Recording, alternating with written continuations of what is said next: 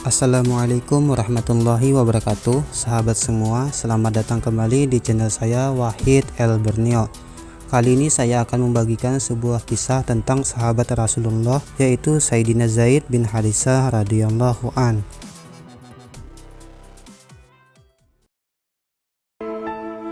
Keluarga Zaid bin Haritsah hanyalah keluarga Arab biasa yang ketika itu sedang mengunjungi kerabatnya di kampung kabilah Bani Ma'an. Dan Zaid kecil diajak serta. Takdir Allah menghendaki akan mengangkat derajatnya setinggi-tingginya, tetapi melalui jalan musibah. Tiba-tiba sekelompok perampok Badui menjara perkampungan Bani Ma'an tersebut. Harta bendanya dikuras habis dan sebagian penduduknya ditawan untuk dijual sebagai budak, termasuk diantaranya Zaid bin Haritsah. Zaid bin Haritsah yang masih kecil itu dijual di pasar Uqad di Makkah. Ia dibeli oleh Hakim bin Hizam. Oleh Hakim ia diberikan kepada bibinya Khadijah binti Khuwailid, yang tak lain adalah istri Nabi Shallallahu Alaihi Wasallam.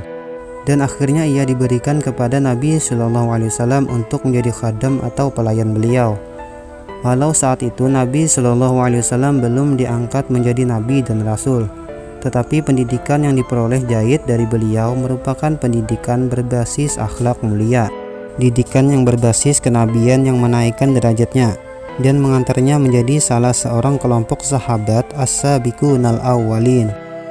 Ketika ayahnya Haritsah mendengar kabar bahwa putranya dimiliki oleh seorang keluarga bangsawan Quraisy di Makkah, ia bergegas mengumpulkan harta semampunya untuk menebusnya dari perbudakan. Ia mengajak saudaranya untuk menemaninya ke Makkah. Sesampainya di Makkah, ia menemui Nabi Shallallahu Alaihi Wasallam dan berkata, "Kami datang kepada Anda untuk meminta anak kami. Kami mohon Anda bersedia mengembalikannya kepada kami dan menerima uang tebusan yang tidak seberapa banyaknya ini."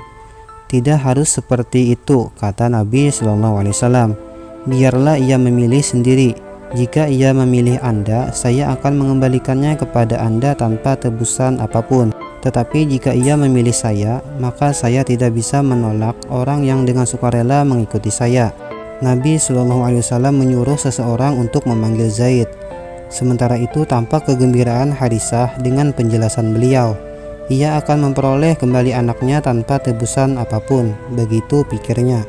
Ketika Zaid datang, beliau berkata kepadanya, "Tahukah engkau siapa dua orang ini?"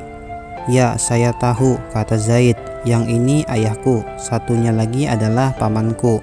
Nabi Shallallahu Alaihi Wasallam menjelaskan permintaan ayahnya dan juga tentang pilihan yang beliau berikan kepadanya.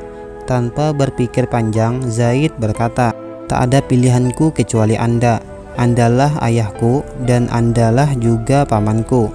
Mendengar jawaban Zaid ini, ayah dan pamannya terkejut. Tetapi Nabi Shallallahu Alaihi Wasallam tampak berlinang air mata karena haru dan syukur. Beliau memang sangat menyayanginya seperti anak sendiri, sehingga bagaimanapun secara manusiawi beliau akan merasa kehilangan jika Zaid memutuskan untuk kembali kepada keluarganya sendiri. Segera saja Nabi Shallallahu Alaihi Wasallam membawa Zaid ke Ka'bah, di mana biasanya para pembesar Quraisy berkumpul. Kemudian beliau berkata lantang, "Saksikanlah oleh kalian semua, mulai hari ini Zaid adalah anakku.